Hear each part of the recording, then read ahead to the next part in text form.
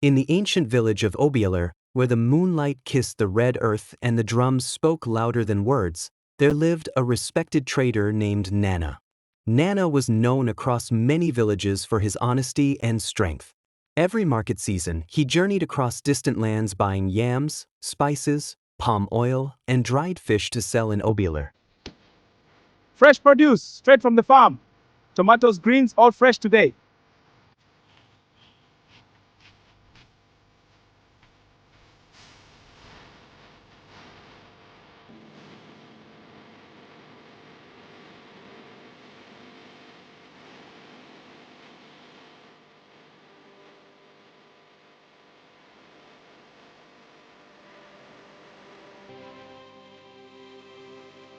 His only son, Obi, was his pride, strong, obedient, and ready to take over his father's trade.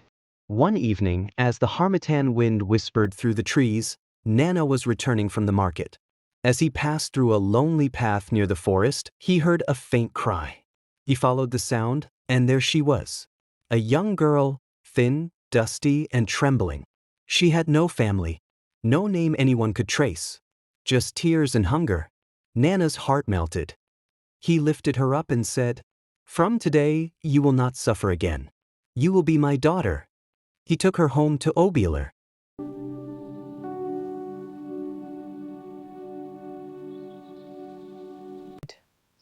Thank you. Better? It's all right. Come, walk with me. I can't bear it. One step at a time. Stop, it hurts. I'm here. Lean on me. Thank you. The villagers murmured, "Who is she? Where is she from? Can a stranger enter our bloodline like this?" But Nana ignored them. He called his son and said, "My son, this lady will be living with us. She has no home and no place to go to. You know, I have always wished to have a bigger family, even if I have to take those that are not my bloodline." Obi said, "Father, if that makes you happy, that's okay by me." My son, this lady will be part of our family. Please treat her like one. You are welcome to our home. Let's go inside. One faithful day, Nana called his son Obi and a few neighbors and said, "My son, this girl has no one. Marry her and give her a home so she will belong to us forever." Obi obeyed his father. He married the girl, and he loved her deeply. The villagers called her Adiz, the king's daughter, even though no one knew her origin. Obi and Adiz got married. They learned to love each other until their love grew even more stronger. I hereby declare you husband and wife. Everyone celebrate! Congratulations to the couple. We celebrate your union. Thank you all. This is a blessing. We celebrate this union. As time passed, Obi joined his father in the trading business.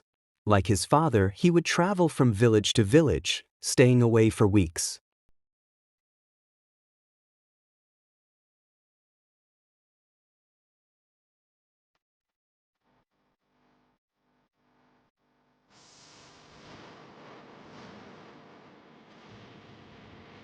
Adiz remained at home.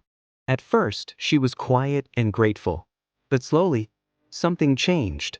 Loneliness entered her heart. And then temptation followed. Fire, the secret of the night.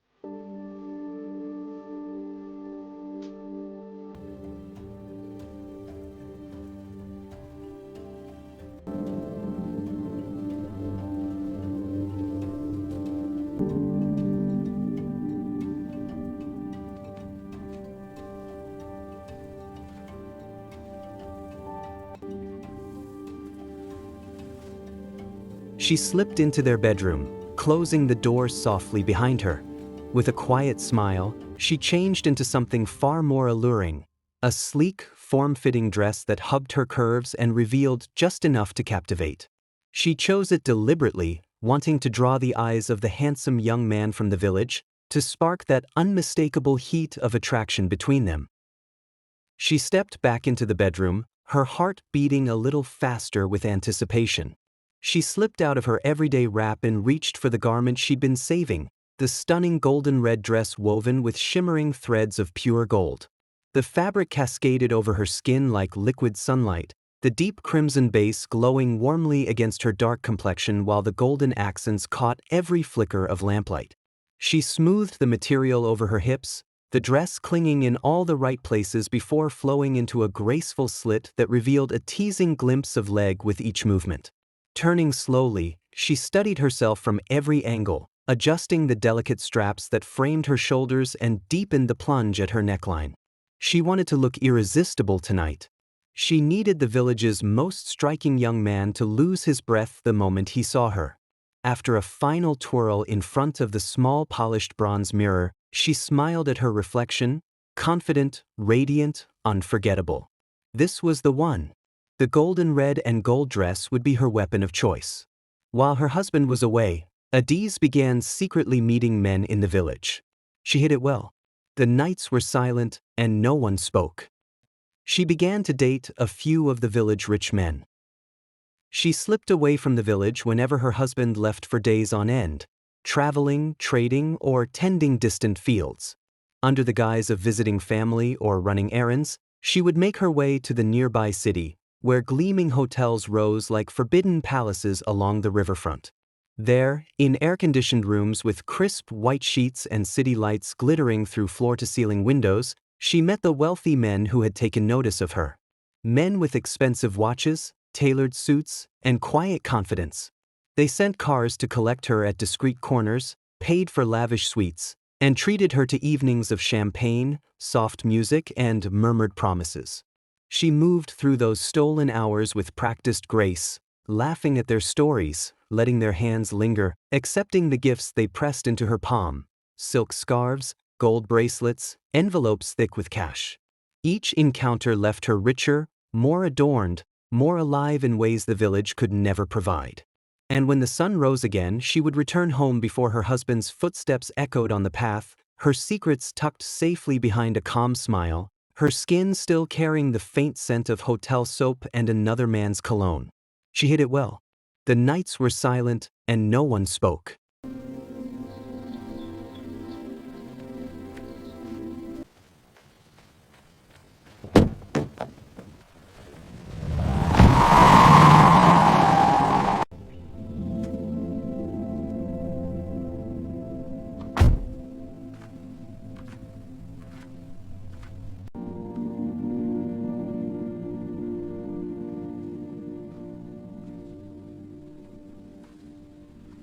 One market day, Obi returned home earlier than expected.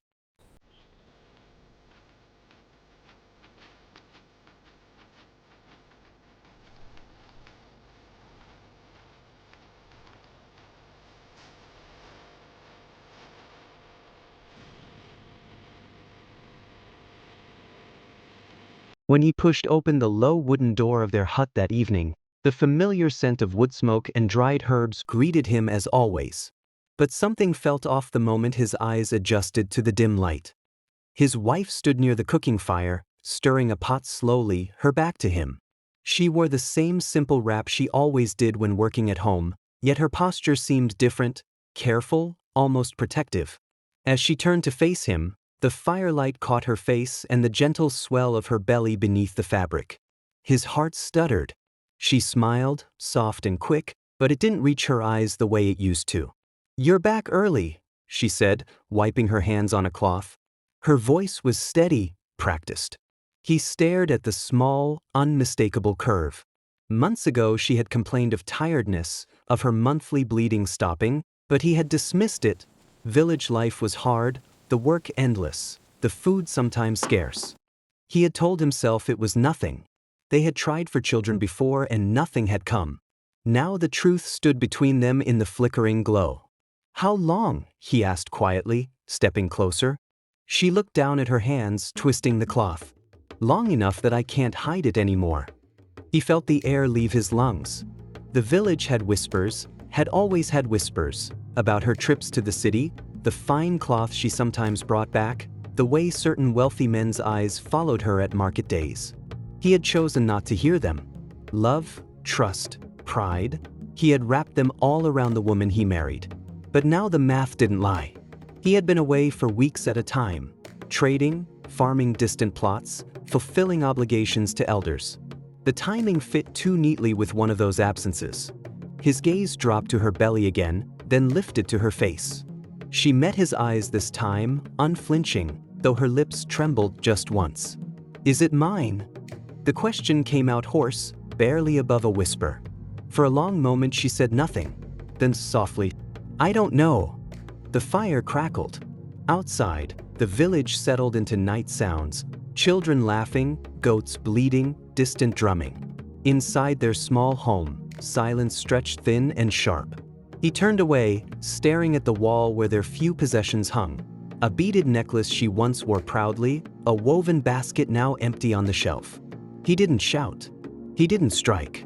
He simply felt something inside him fold quietly, like a leaf curling in the dry season. "I need air," he said at last. She reached for him, fingers brushing his arm. "Wait." But he was already moving toward the door, stepping out into the cool night, leaving her standing alone by the firelight with the child that might, or might not, carry his blood. She followed him inside, and here, things escalated. Is it mine? I don't know. Tell me! Are you pregnant, and who owns the pregnancy? Why are you asking me this now? I heard all you're going around this village with other men. What? No, that's not true. Lies! I know everything! I am only continuing this marriage for the sake of my father. The promise I made to my father. Please forgive my husband. Forgive him for what he has done? Please. Please forgive me, my husband. I am very sorry. Please forgive me, my husband. I am very sorry. Sorry! You betrayed me and now you are sorry. I did not mean to. Please forgive me. It was the devil.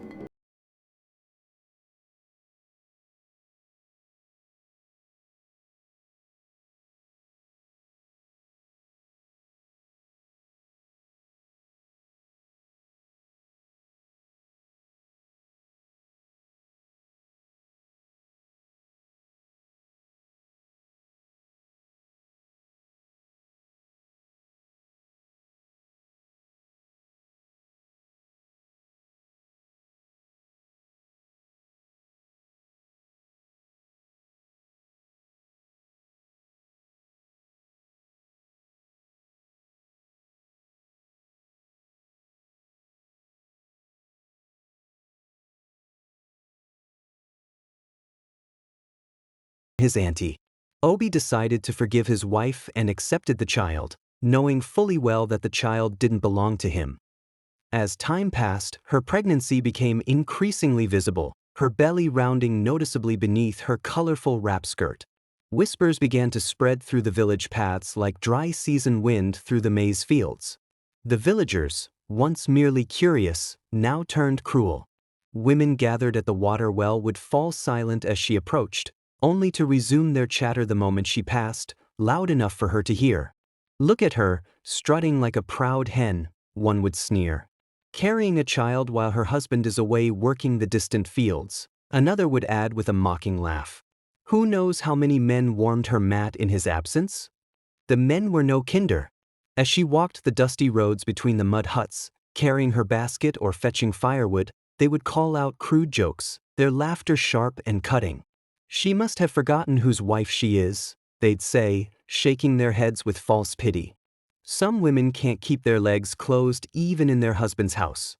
She kept her chin high and her eyes forward, refusing to let the tears fall where they could see. But each night, alone in the dim light of her cooking fire, the weight of their words pressed heavier than the child growing inside her. The village had already judged her guilty of betrayal, of shame, of bringing dishonor to a home her husband had left in her care. Yet she walked on, day after day, one hand resting protectively on her swollen belly, carrying not only new life, but the quiet, stubborn strength to endure the cruelty of those who claimed to know her story better than she did.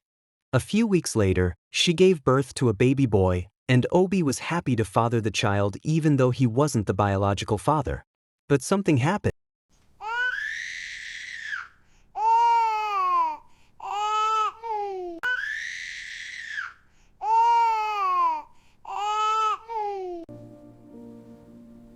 Shh, my little one. You're safe with me. sunle, ọmọ mi sunle, ọmọ mi sunle. Ọmọ mi sunre o, ọ̀run nọlẹ̀, ọ̀run nọlẹ̀. Ọmọ mi sunre o, ọ̀run nọlẹ̀, ọ̀run nọlẹ̀. Bibebe olówó bíbẹ́, gibe magera okuri. A man from the village stepped forward. He declared, "That child is mine." The village was thrown into chaos. 2 men, 1 child, 1 shameful truth. They fought in public. They fought before the elders. They fought before the gods. The matter became too heavy for ordinary judgment. You have no child here, leave now. Leave my compound or else. Calm down, I mean no harm. I said leave now. All right, I'm going.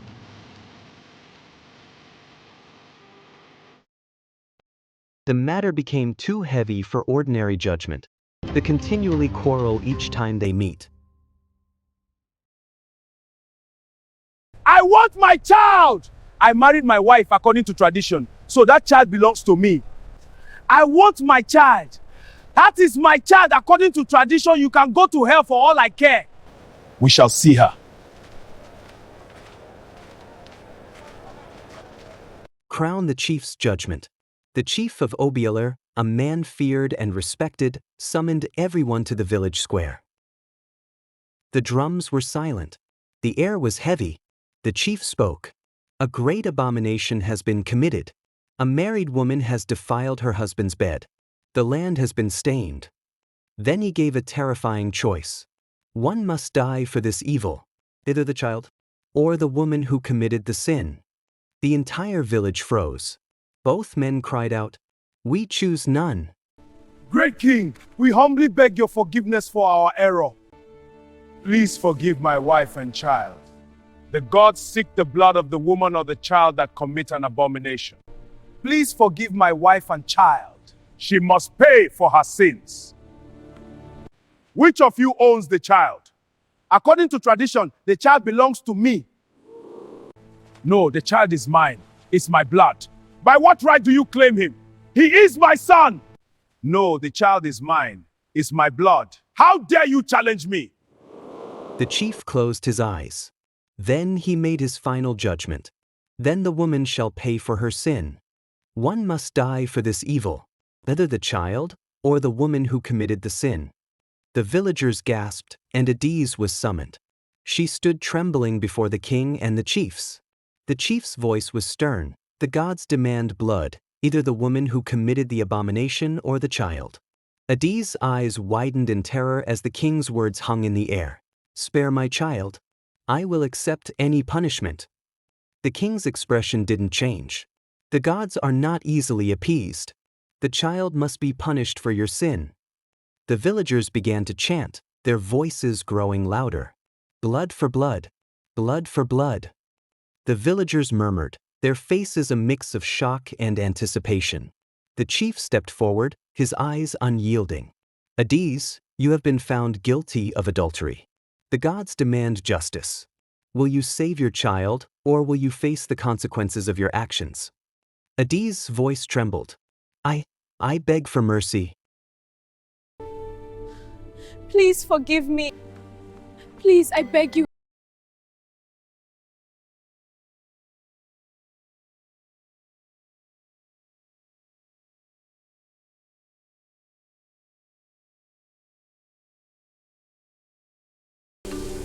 Please forgive me. I have wronged the land.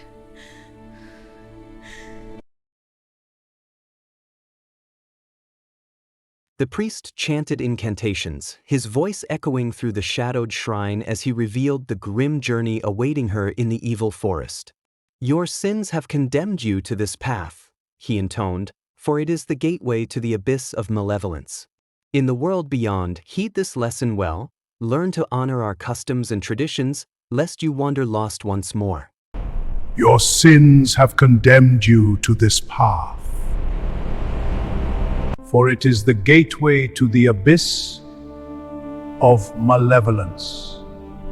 Spirits of the ancient Pakwa, receive now the gift of the elders. Take this vessel now. Carry it deep into the evil forest and offer it to the god of our land. And heed this. A few hours later, the villagers stormed the shrine, seizing her by force and dragging her toward the dreaded evil forest. At its shadowy threshold, they thrust her into the hands of the chief priest. Together, he and the trembling girl ventured into the forest's cursed depths, vanishing into the mist-shrouded gloom, and with that, her existence faded into oblivion. Let me go! You must come! No, please! It is the way! No, let me go! You must come to the shrine! Come, child, the spirits await. No, please, I'm scared! Hush, it is the will of the ancestors. And so, she died. Candle the years after. Time passed. Nana died. Obi grew old and died. The man who claimed the child also died. The child lived. The child grew. The child married. But peace never followed them. High voltage the curse that remained. The villagers never forgot. They whispered, their grandmother was a stranger. She was brought like a slave. She had no name, no roots, no bloodline, and she defiled her marriage bed. The children of that child carried shame like a shadow, no matter how they tried to rise. The past followed them. The curse of the stranger bride remained in their lineage. Moral of the story: not every kindness should be done without wisdom. Secrets hidden in darkness always come to light. A single act of betrayal can stain generations, and a person without roots must build character or risk becoming a storm to others.